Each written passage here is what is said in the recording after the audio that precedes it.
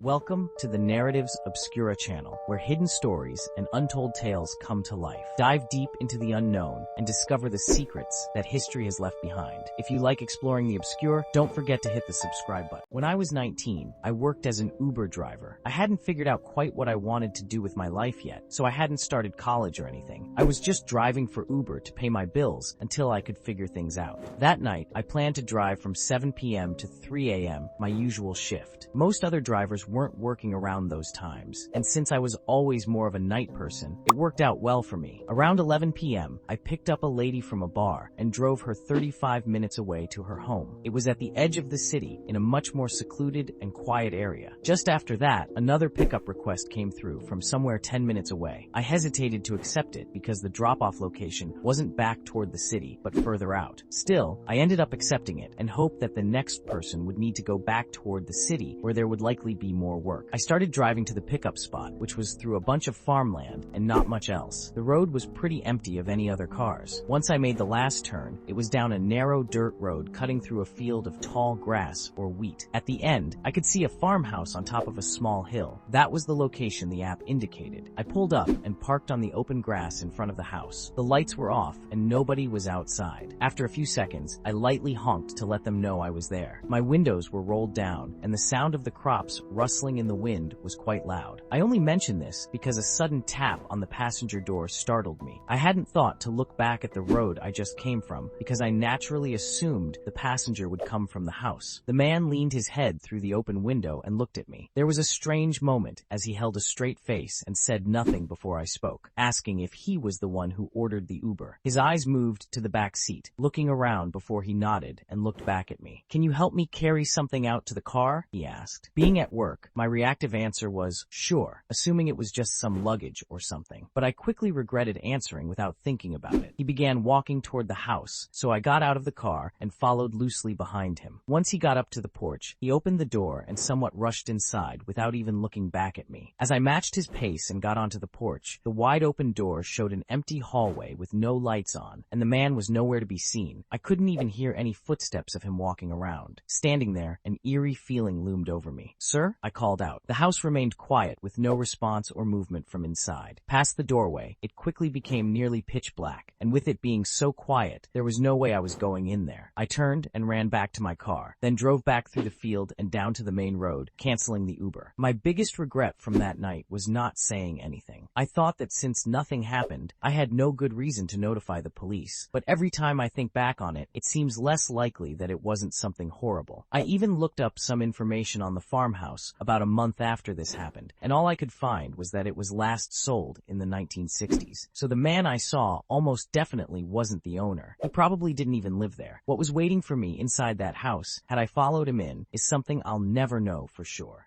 Thank you for watching the video. If you enjoyed this journey into the unknown, be sure to subscribe and activate the notification bell to stay up to date with our latest mysteries. If you found this video intriguing, please like it and share it with other explorers. See you on your next adventure.